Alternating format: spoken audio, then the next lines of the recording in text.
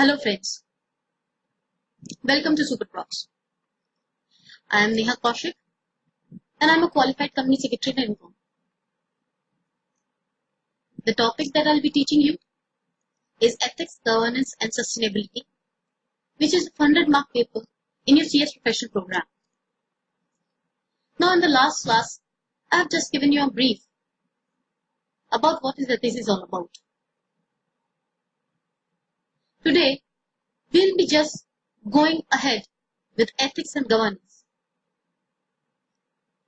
In the last class, as I have told you, that this ethics and governance part is of 70 marks and the sustainability part is of 30 marks. Now, just to start with, one simple question is in my mind, that this ethics, governance and sustainability, why the institute has put this paper into a 100-mark paper in your professional program. If we just go into a flashback and just remember our foundation days, we have started ethics earlier at a very premature level. That was the foundation level for just 20 marks in business, management, ethics and governance. But now the institute, why was there a need that the institute has put this paper of entire 100 marks into CS professional program? It is such a level that after becoming a professional, you will be going in the industry and you will be giving advice to the corporates and helping the corporates to build a sound business organization.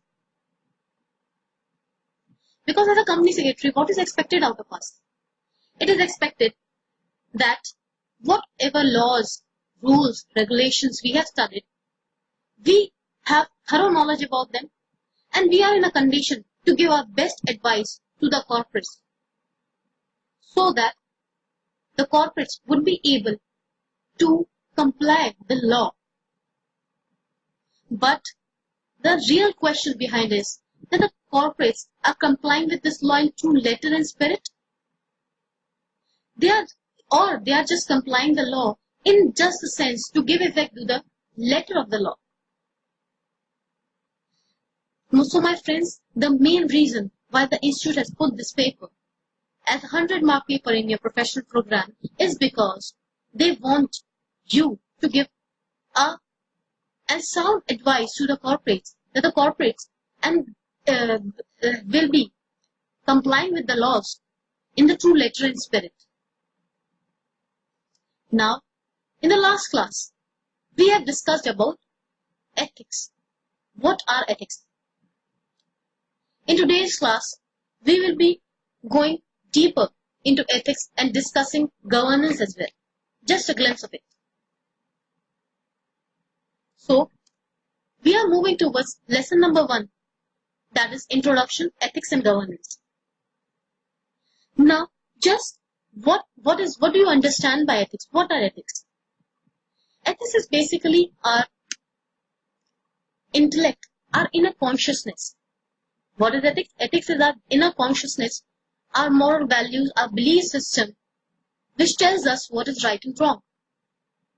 It is basically all set of knowledge what we have gathered that we have been taught by our parents, by our friends, by the society, by our teachers, by the people whom we interact.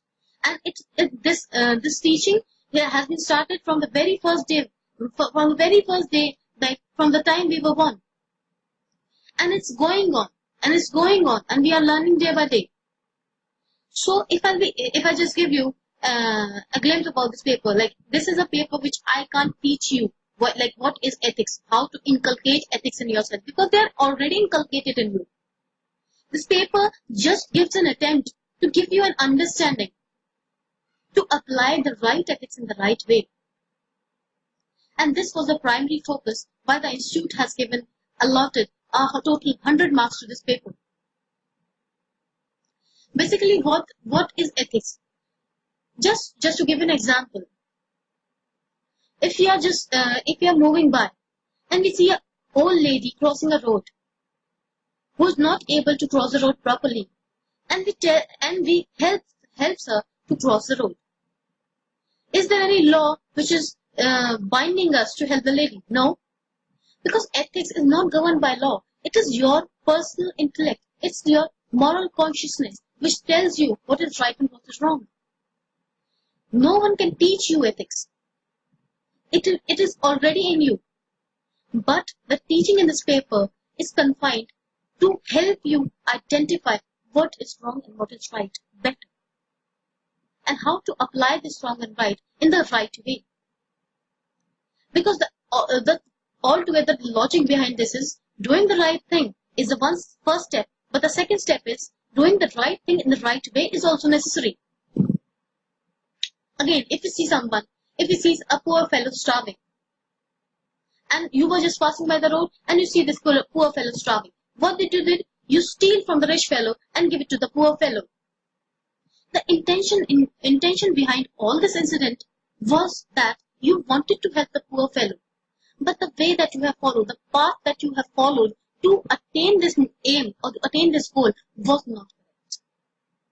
So ethics is all about helping you identify that what is right and how to do this right in the right way. That is the art of ethics.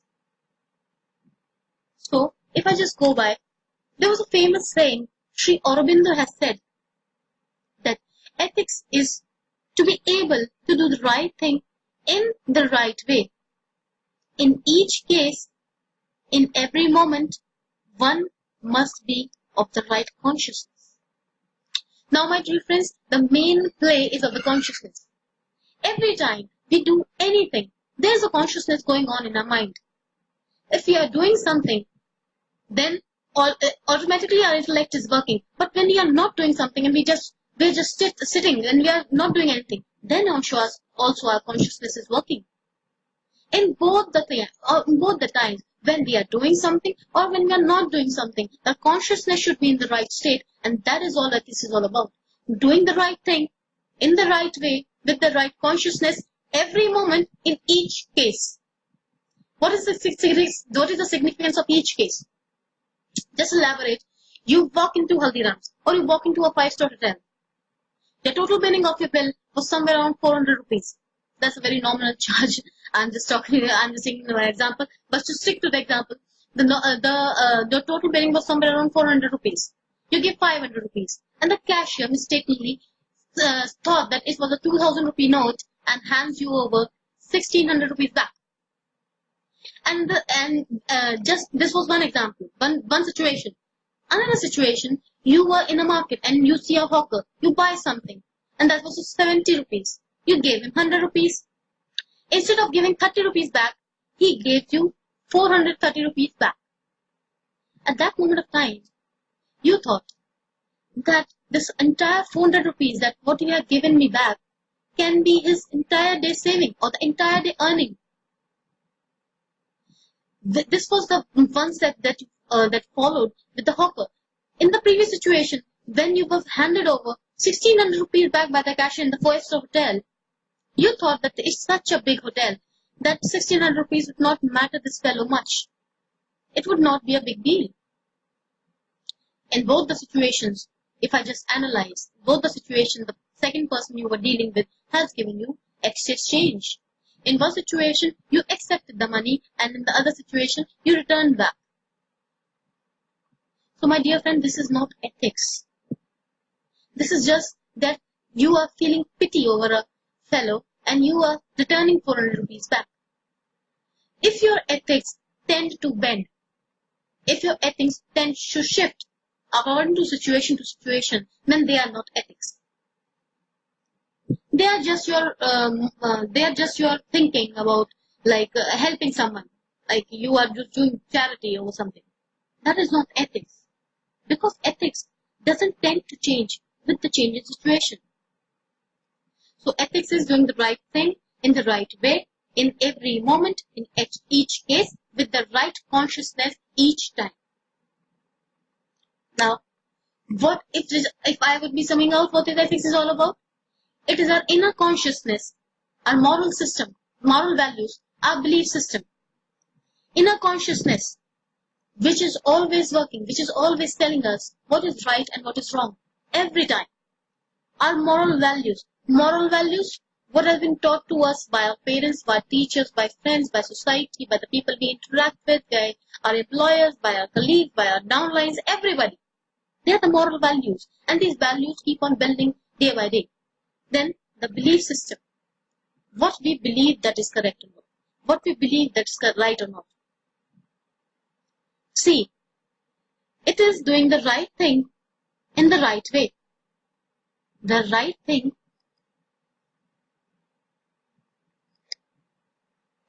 in the right way. Now the issue under consideration is, what is this right thing and the right way? Who will define what is right or wrong?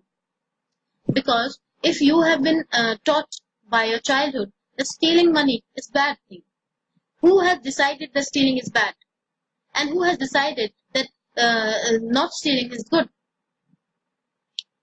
This decision of right and wrong is collectively taken by the people or the society that we live in.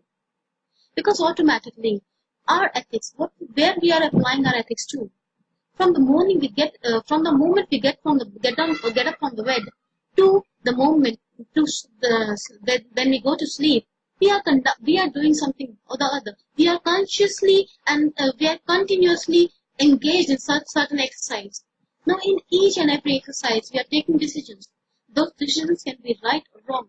And who had decided and who had developed this idea, what is right and wrong? This has been decided by the collective group of the society, collective idea, collective intellect, the people who constitute the society. Because automatically, where we are applying our ethics to? We are applying these ethics to the society, nowhere else. So this right, this collective right and right thing and the right way is described by the society as a whole where we live. So, moving ahead, what are business ethics and its needs? Now, what are business ethics? When in business, there's always a sale and purchase activity. There's also always a commercial activity that is going on. So whenever there's this commercial activity, when we are applying ethics, the knowledge of right and wrong, the knowledge of our right and wrong in this commercial activity, then business ethics come into picture. Why there is a need for business ethics? Second question, why this business ethics has come into picture? What was the need for business ethics?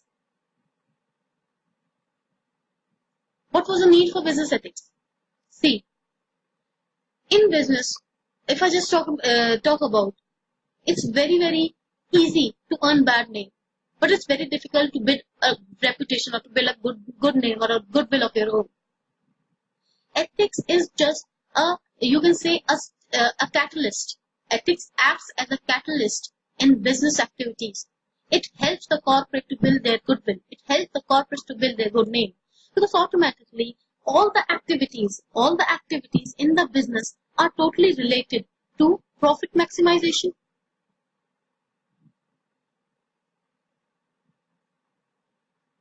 There is no philanthropy in business, never. Whatever actions the business enterprise or a corporate house takes, that all the actions are aimed at profit maximization. Now, it was seen when the industrial policy in the year 1991 came in India by Dr. Manmohan Singh. At that moment, it was realized that the level playing field of all the domestic players changed and it was shifted to a different level. To compete globally in the market, this liberalization and globalization concept, when it came into picture, to compete globally in the market, it was very, very important. It was very important that the ethics of the businessman should be correct. Because it not only helps to stimulate the business, but it also helps in building an image of its own. See, it was observed that business enterprise as an individual a business has a separate legal entity in the eyes of law, and it is treated as a separate entity in the society as well. Whatever resources the business organization takes from the society for its benefit, for the production function, to attain its maximum profit maximization objective, it is taken from the society only. So there's a moral responsibility from the side of the businessman to do something from the society. There's a socially accepted and contract between the business and the society. There's a social contract between the business and the society, and the contract is that the business should be done in such a way that it should help the society and make the society a better place to live in. See, in a business, there's not only shareholders. There's another term which you use is the stakeholders. Business has its responsibility not to the stakeholders as a whole. And in these stakeholders comes the debtors, the creditors, the employees, the government, even the competition. We have studied about a competition act. In business, we not only need to take care of the shareholder, the wealth maximization of the shareholders, but we need to go beyond the shareholders, and we need to look into the welfare of the debtors, the creditors, the employees, the government, the people who are associated with the business, and even the competitors. The latest, like the example of this is, the government has enacted Competition Act. The main purpose behind this enactment of this Competition Act was just that to abolish the monopoly and for the welfare of the people. The main aim of the government behind framing this law, was just to give benefit to the people at large. Just to give the benefit to the people at large by discouraging monopoly, by discouraging excessive competition in the market, and to give better services and better quality products to the people. So the ethics are not only confined to the shareholders, but they include a lot of people in them, and they are the stakeholders, all the people who are associated with the business. So at that time, that was the moment when the need for the business ethics was evolved. Business ethics is not a very old concept. It has evolved over a period of time, that's just like 2, 3, 4 decades ago. But it is something that is of as old as civilization. When even just take a small example. When we go to a small shop and we buy something, we get a commitment from the shopkeeper that, look, I am buying this thing, but if this thing doesn't work properly, then you will be taking this thing back. You are buying this thing not because of the company or for the brand name. You are somewhere buying this thought because you are relying upon the shopkeeper that this person is sitting here, and if anything goes wrong, then this person would be helping me. This is the main concept, and this is the image that a shopkeeper has gained over a period of time. This is what ethics is all about. And this ethics was very much needed into the business organizations also. For example, I just give you an example. Few years back in Orissa, there was a rumor that the price of salt is going to increase to 200 rupees a kg. In the year 2013, I guess there was a rumor in Orissa. So what did people started to do? They started hoarding.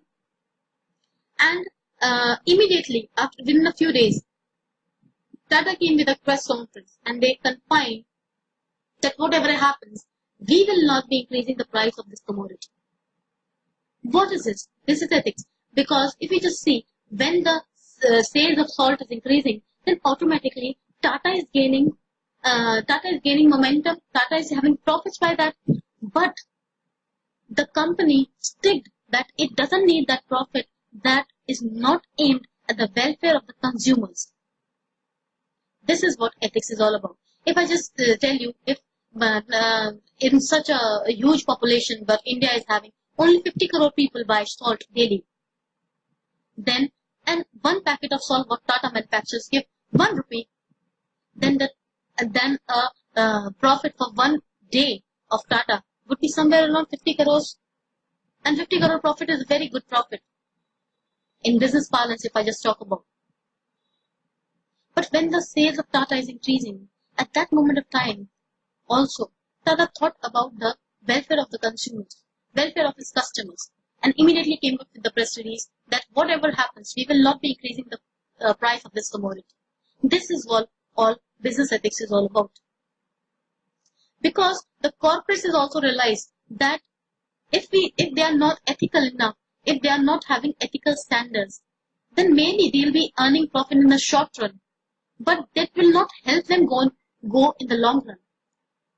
It is the saying that if you want to walk fast, you can go along, but if you want to walk steady, then you have to go together. That is the concept between business ethics is all about.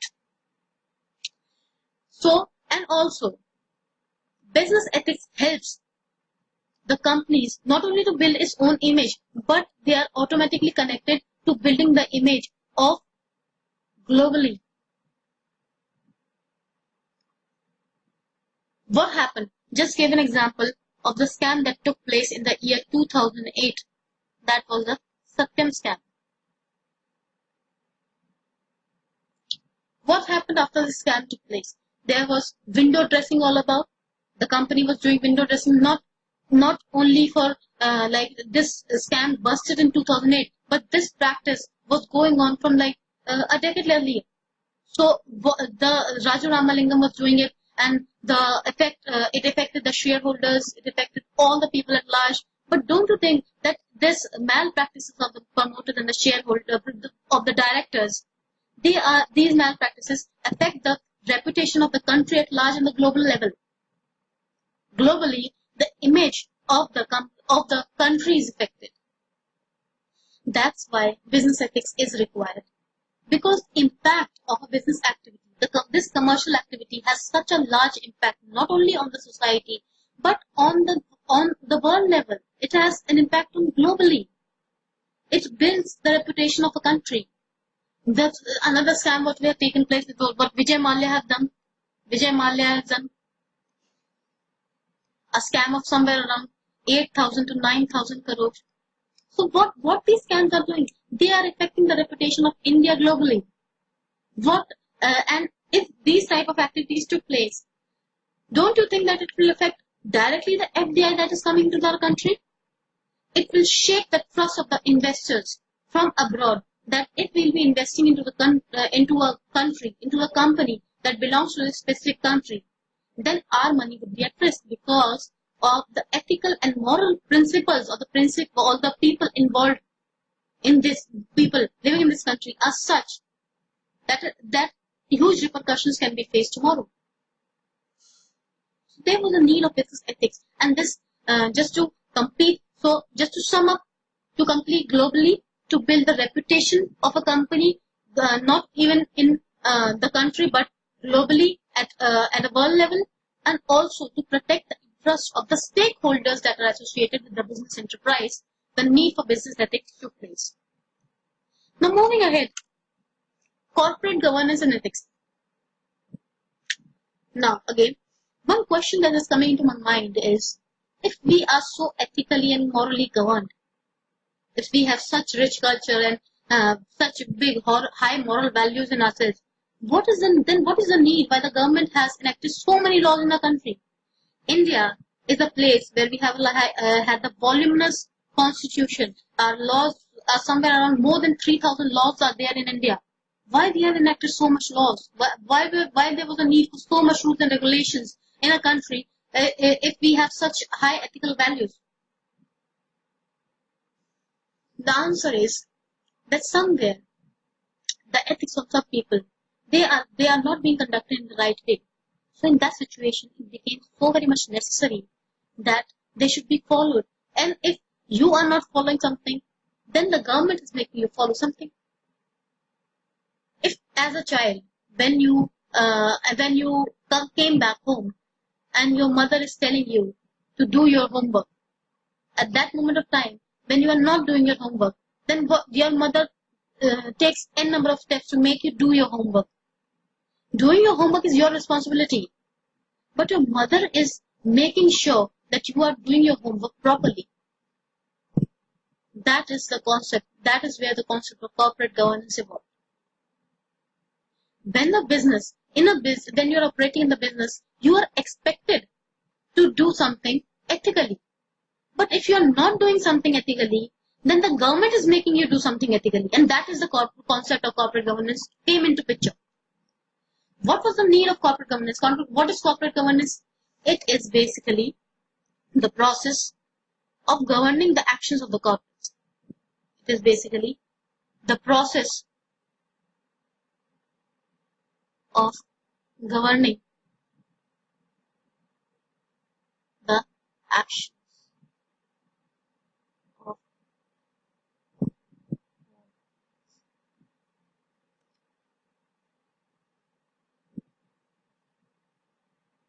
corporate governance is what? Corporate governance is basically the process of governing the actions of the corporates. That they are governed in the moral way, in an ethical way. Governance in ethical. I have told you the main reason why a law is formed. A law is formed with an intention. Behind every law, there is an intention of the legislature behind forming that law. It is the responsibility of any person on which the law is enforced to follow that law in true letter and spirit. There are two things. One is the letter of the law, and the other one is the spirit behind that law.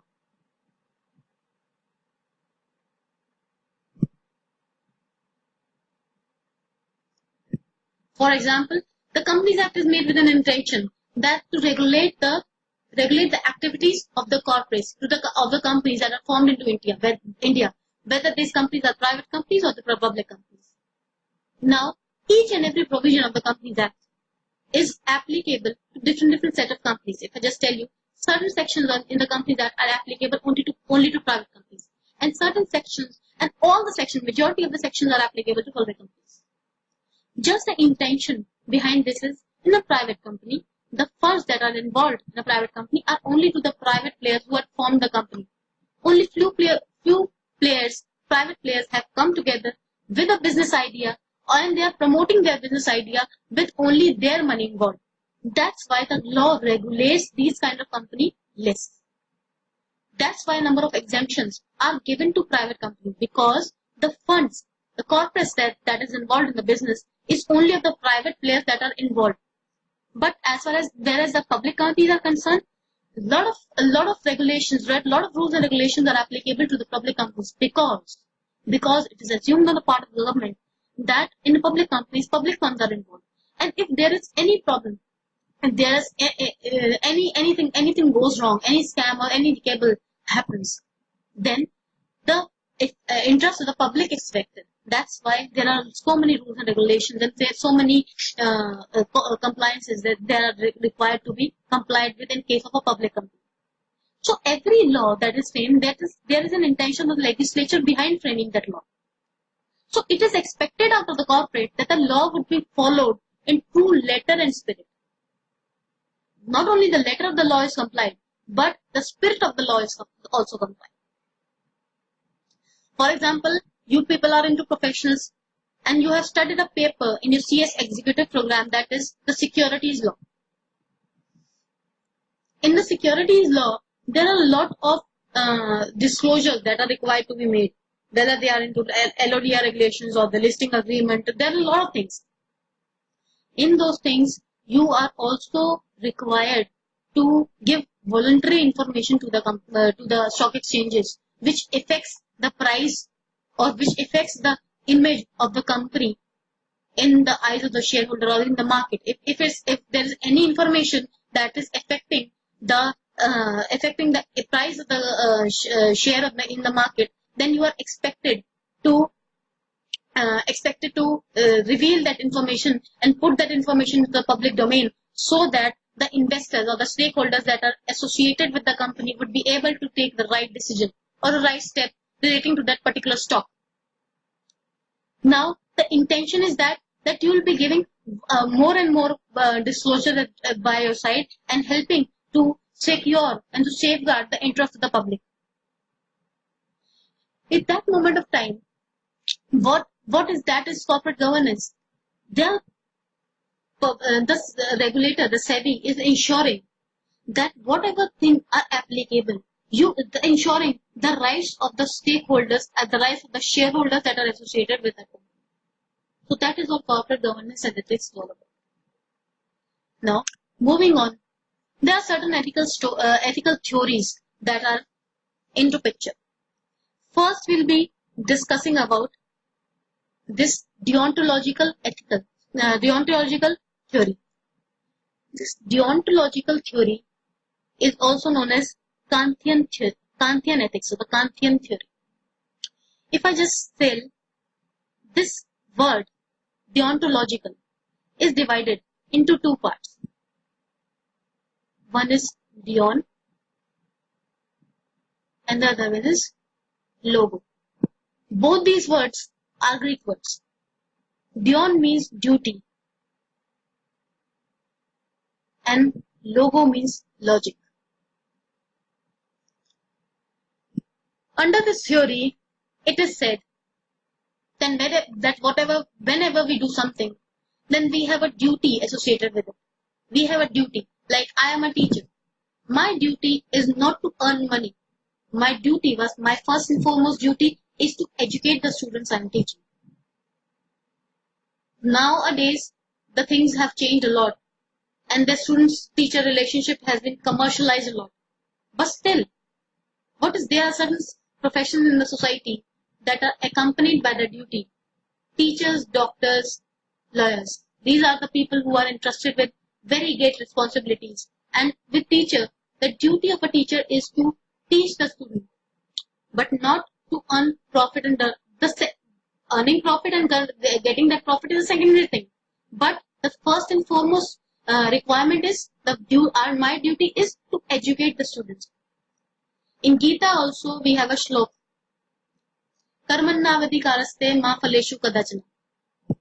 That is, you need to focus on the duty that you are entrusted in. The phal or the outcome or the positive outcome would follow. The rewards will follow, provided that you are doing your duty correctly. You need to do your duty correctly. Whatever job you are doing, whatever job on this earth you are doing, that job is accompanied by the duty. The first and foremost ethical principle of ours is that we should be focused and we should be considering only the duty that we are entrusted with, not with the benefits of the work that we will be arriving. Because the benefit that will come later on, and that is bound to come. But our focus, our main and primary focus should be only on our duty and not on the benefits that we'll be getting after performing that duty. So, deontological theory, what this tells us, that there is a duty and there's a logic behind that. Logic that is accompanied by the duty, that we should follow our duty first and we should not be bothered. We should not be focused about the other things, other positive aspects that we'll be getting after delivering or after fulfilling our duty. That was deontological. Second one is teleological. Again, this teleological word is divided into two parts. First is telos, and the second one is logo or logic. Telos is end or the purpose. This teleological theory, you can also associate it with strategic management, what we teach in business. What you study in business, the strategic management part, you can relate this teleological theory with strategic management. How? Because just the end or the purpose of doing something. Telos is the end or the purpose of doing something. When we are doing something, there is always a purpose that is associated with it. We should be very, very much clear with the purpose. We should be very much clear with the purpose that we are doing something with. The purpose. So teleological. What is teleological? By teleos, we mean the end of the purpose. Like you are in CS professional program. What is the purpose of getting into this program? Or why you have enrolled yourself into CS program? When you were into foundation, then you must be having an interest. Then to either to have knowledge of corporate laws or to come into the stream with where there are laws plus corporate culture is there. But what was the primary objective? Why you choose CS as your career option? Your end result was to become a CS. And why did you wanted to become a CS? To earn money, to have a living standard, to have to earn a livelihood. So, telios is you should be very clear with the end or a purpose for which whatever thing you are doing, you should be very much clear with the purpose that you are having in your mind. Second one is utilitarian theory. What is utilitarian theory? Utilitarian theory is, it is known as wellness or welfare.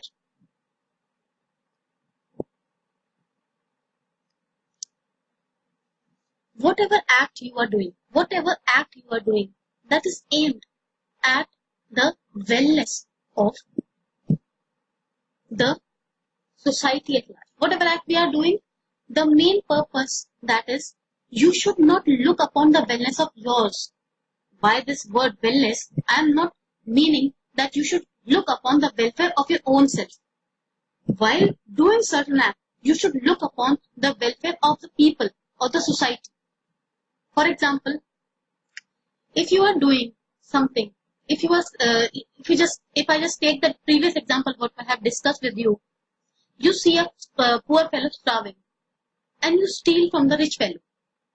Now the intention of yours was to help that poor fellow. That was the intention of your act, was to do the welfare. But if we just compare this utilitarian theory with this deontological, there's a contrast between the two. Because in this example, the purpose or the intention was the welfare of the people or the welfare of that poor fellow. You were not thinking about your own good. But in deontological, when it is a moral duty of every individual that we should not steal.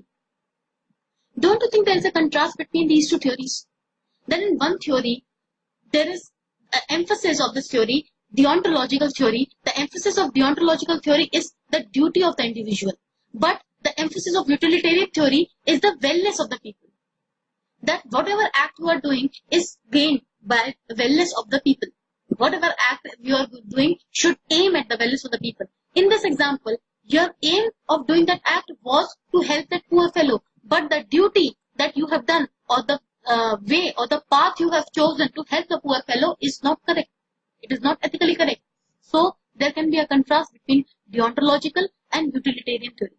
But just to make your understanding clear, deontological theories are those which are confined to the duties with logic, that whatever duty you should be very clear with, that you are entrusted with certain duty and you should follow that. Teleological is the end purpose of doing certain thing or doing certain act. You should be very much clear that whatever act you are doing, you should be clear with the intention or the end purpose or the main aim, the goal that you will be achieving. Third is a utilitarian theory, that is the wellness of welfare. Whatever act you are doing, you are not doing for your wellness or your welfare of your own, but whatever act you are doing is for the welfare of the people or the society at large. Now, virtue theory. Virtue, if I just say, virtue means character. Virtue means character. It is very much important for any person to have a character of his own. Because we judge someone on the basis of the character. It is very widely said that, it is very commonly said that first impression is the last impression. But I don't believe that is true. whatever we judge, first impression do have a lasting effect, but whatever we do and while we are judging something, it is totally and wholly based on the character of that person. Whatever judging we do, it is done by the character. We are passed on the wisdom what we have by our ancestors, what our parents or great grandparents have told us. That wisdom that passes on, their image, they are not in the world, but their image still exists, and that image is passed on to you as a family heritage. Now it's upon your character that you enhance that image or to degrade it. It is up to you. So virtue is that you should have a character of your own. Just suppose in our society also, if someone does something that is unethical or something that is wrong, then we tend to avoid that person, or we tend to maintain certain boundaries with that person. Why do we do so? We do so because we don't want the negative influence of that person to come on us or our coming generations. That is what the virtue theory tells us, that we should have a character of our own. There should be a character of our own. Third one is the justice theory. Justice, what we totally understand by justice, that there should be justice given to the person if something wrong has happened. But this theory is accompanied by something else also, that is equity and justice.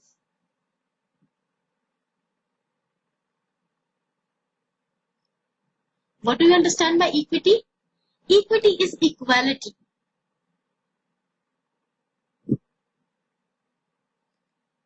Equity is equality.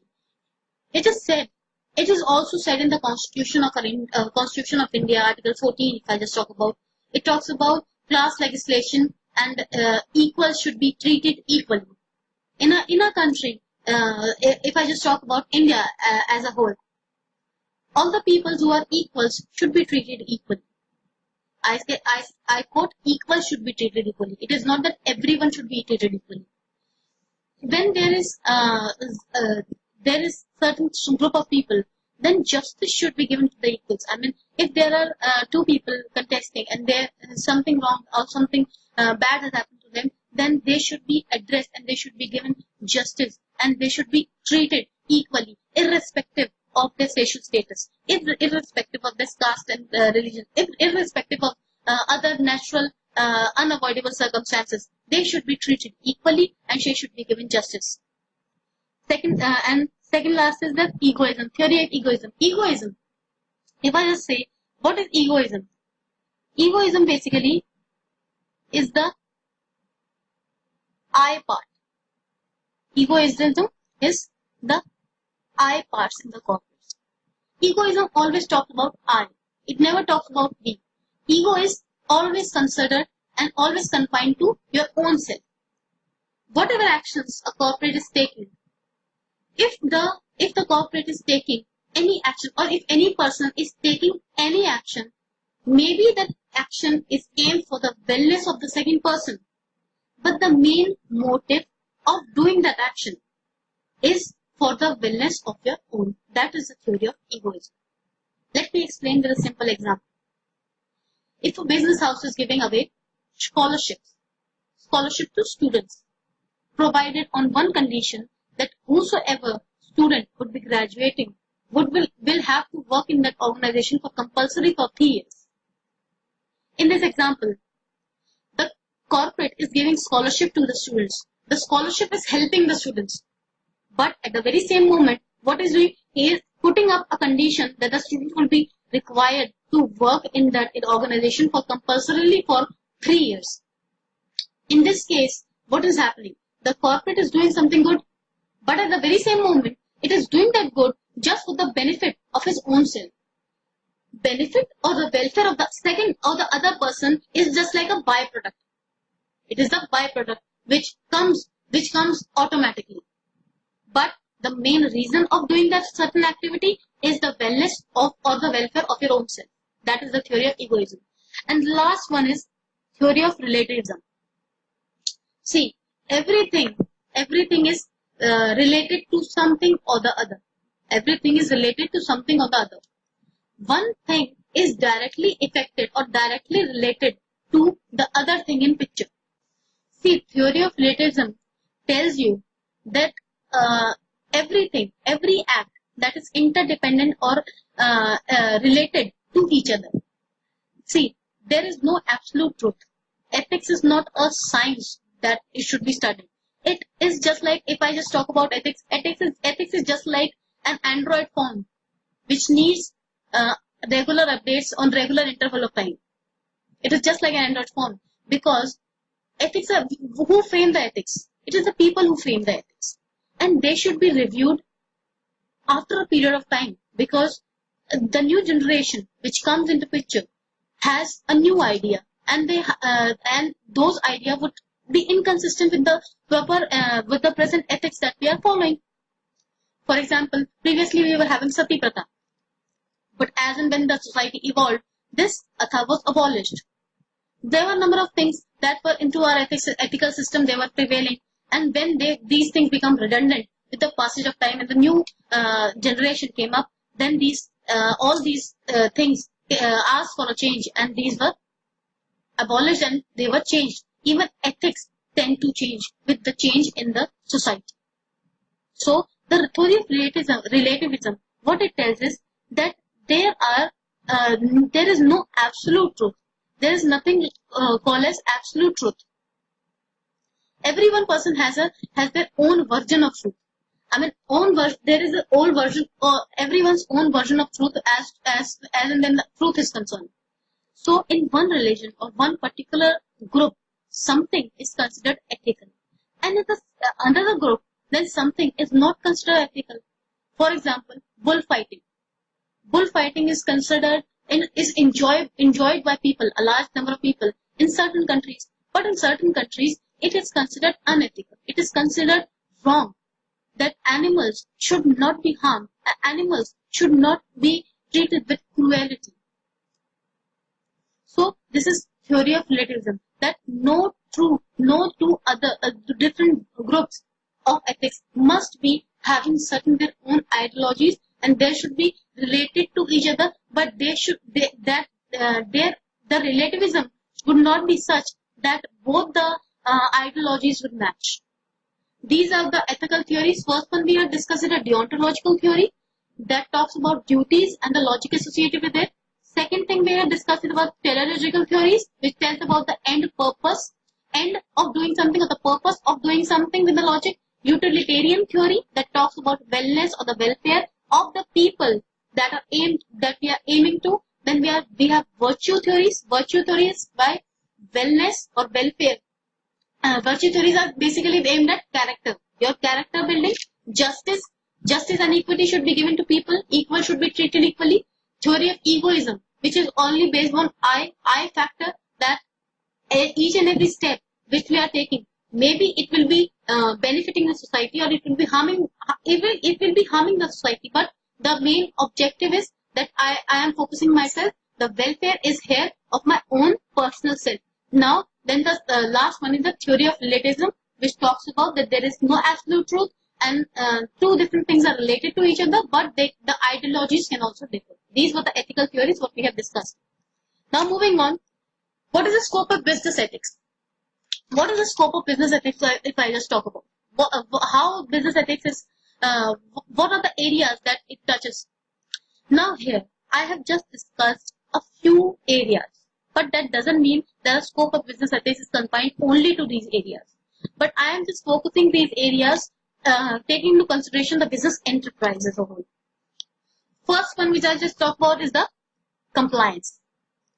We, company secretaries, we are the master of laws. We are expected to deliver the right knowledge, or to give the right advice to the corporates or the board of directors to do certain thing right, or to do the wrong, to help and enable the corporate to comply with the law in true letter and spirit. So in compliance, what is the rules, scope of ethics? There is a lot of scope. There are number of laws that are applicable to the organization. We have Companies Act, first of all. We have Companies Act. Then if it's a production unit, then we have Factories Act. We have labor laws coming into picture. We have Employees Provident Fund. We have Standing Order. Then when it comes to when it comes to finance, Then there are income tax laws that are applicable. Then there are large ambit of laws. And if the company is operating into foreign investment, then RBI came into picture. Then there are different laws and rules and regulations that are based on the foreign investment that are coming into the company, and they are moving to the stream of production. How much FDI is allowed? What is the cap? So all this, who will be telling the management about all this? The company secretaries. So in the compliance, the scope of business ethics is very large. That being a company secretary, we should be able to tell the companies to comply with all the applicable laws in true letter and spirit. Second one is finance. Now, with finance, what is happening? Finance is basically what is it? It is this: the balance sheet, the P&L, the cash flows, and all other the statutory liquid ratios, and there are a number of things which came into picture. Like in finance, what is expected out of a company? When we are analyzing the financials of a company, what is expected of the company? That the financials of the company should give a true and fair picture about the company. So the aim of the business enterprise behind framing or behind these financial aspect or behind these financial statements should be that these financial statements should give a true and fair view about the current financial position of the company. So ethical standards should also ethical business ethics should also apply into the finance sector. Then it comes to the human resource.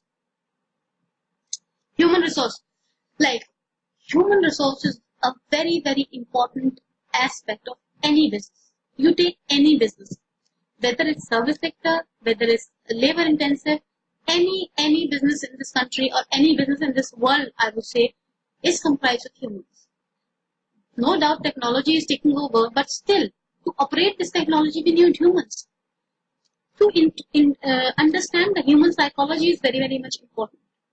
To give, if you want your employees to work for you, then you must have good ethical standards, because every employee wants to be associated with a company which has high ethical and moral values. No employee wants to be associated with a company which has lower ethical values.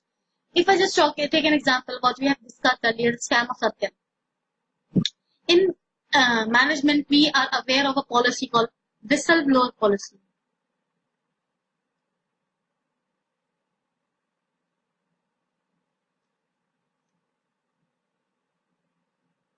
Don't you think that when any of the scams took place, when these scams are taking place, then it is not only by a single person. I mean, if the scam of Satyam took place, it was not only because of Raju Ramalingam, but the syndicate of people involved with him, even the auditors were involved with him, and the number of employees were involved with him. Don't you think that the ethical standard of not only Mr. Raju Ramalingam was corrupt, but also the people who were being associated with him? In that case, if there would be even one employee who would be standing up after taking into knowledge of the affairs of the company, that the affairs of the company are being conducted in the wrong way, if even one employee would be standing up and just taking this whistleblower policy into consideration, don't you think that such a big scam would not take place? Also, if at the same moment, this human resource department, or you can say the human resource department, should be focused that any employee who raises his voice, who is taking into consideration and who raises his voice against any malpractices and corruption that is taking place in the company, he raises his voice, he should be protected against any adverse action that can take place.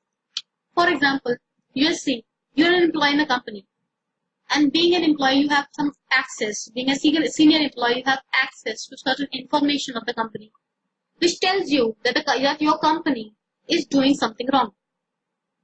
Now, what do you do as a self-reliant employee and focused employee on the business about the organization? You become concerned about the organization, and you raise this issue. You escalated the issue to the board of directors. Next day, you are handed your resignation letter. You are requested to give your resignation letter. So what kind of impact it will give to you and to your fellow colleagues?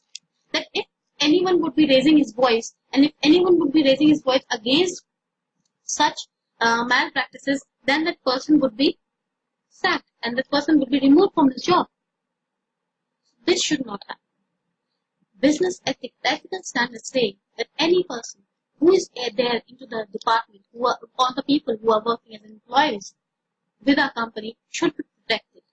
Whether that protection is in the form of whistleblower protection, whether that protection is in the form of sexual harassment at workplace, whether that protection is in the form of security of job, whether that protection is in the form of employees' welfare activities that are taking place, whether that protection is in the form of employees' provident fund, between what we are deducting and depositing with the government authorities for the welfare of the employees in the coming year, in the years to come. So the human resource department should be focused upon the welfare of the employees. Then we have marketing. Then we have marketing department. Now, in marketing, what ethics you can follow? You are into every business where whether there is service sector or there is your goods. What kind of goods you manufacture, or is a manufacturing sector. In both the sectors, there is certain outcome that the business enterprise is trying to sell. There is always a relationship. There is always a commercial activity that is taking place. In the marketing also, when we are marketing our product, then we should be very, very much focused then that the aim of the company is just to profit maximization. But at the same moment, if we want to build our organization in a sound way, then we should also focus on customers' need. For example, if I have bought an AC in summers, and it's hot summers that are going on, and at that moment, if my AC is not working properly, and at the time of purchasing the AC, I was promised that if anything wrong would happen to the AC, then I would be given sufficient customer support services, after sales services. And when this problem occurred after I purchased the AC, and I am trying them, and no one is responding back to me, then don't you think that it is sending a wrong message not only to me, but to all other people also? Because in business, there is one thing called word of mouth publicity, and it works wonders for business, and for those who have ignored it, have even shattered their business. Even Google has recognized word of mouth publicity. If you just there's a book about Google, My $1 Story. If you just go and read that book, it is all about word of mouth publicity. So in the business, anything that is happening, even if the advertising campaign, if you are advertising something, if you are selling something, that the primary motive should be customer satisfaction. Because if the customers are satisfied, then automatically there would be profit maximization. So the marketing, there should be better ethical standards that should be followed. And last but not the least is your production. Production, when we are producing something, then our produce should be such that it is giving value addition to the society. Our produce should be such that it is giving value to the customers that we are operating in. If in production segment, if I just take an example, in China, even those goods which we can't even think beyond our imagination are even recycled and reused and put again into the stream of production. So whatever produce we are doing, and that should not harm the people. Also, I would like to cite a case in this production thing. That was the Bhopal gas tragedy.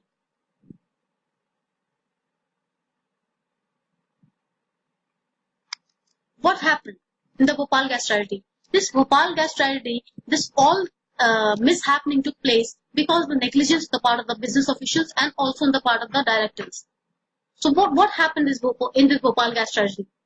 The people who were involved with the stream of production didn't take cognizance of all the wrongs that were happening. That's why the government came up with the rules regarding hazardous products. Manufacturing of the hazardous products. So what is this? The scope of business ethics is not only confined. I have what I have said in the beginning, that is not only confined to only compliance, finance, human resource, marketing, and production, but it is much more to do. It's much more to do. Now, in the end, just moving quickly towards the advantages of business ethics. What are the advantages of business ethics? What a business enterprise enjoys? It attracts and retains talent. Every person wants to work with an organization that is ethically sound, that is well managed and ethically governed in respect of the stakeholders that are associated with the business enterprise. Second one is the loyalty, investor loyalty. Customers also like to buy products, or they order or reorder on the basis of the business enterprise who are ethically and morally good and sound. For example, we can see that in India, I can take an example of Tatas. Tatas are such organizations that are very much well and ethically governed. So you gain investor loyalty also. Investor loyalty, people want to put in their money with those people, with those business enterprise who can give them maximum returns or who can safeguard their interest in future. Customer satisfaction is always there. The customer feels satisfied. With buying those products, buying those products from those businesses which are ethically governed. And last but not the least, the regulators. The regulators are also of the view. They are always favorable. Because you have built an image of yours over a period of time. You have always built an image of yours over a period of time. In this regulators thing, I would just like to take an example of Tata's and Reliance. What Tata's has done and what image right now Tata is having in India and globally is because of their ethical practices, what they follow. And what Reliance has done, you must be aware, and I will be telling you that the concept of MAT, minimum alternate tax, emerged or came into picture just because of Reliance. Because Reliance was also of a practice that they always have a habit of avoiding any tax. They didn't pay any tax on their production. So minimum alternate tax, the concept of MAT came into picture only because taking into consideration Reliance in their ambit. And other things is that if we just compare Reliance with Tata, then Tatas are even the regulators, even the government is having a positive image of Tata because it has built its image over a period of time. So that was all about today's class. So see you in the next class. Thank you.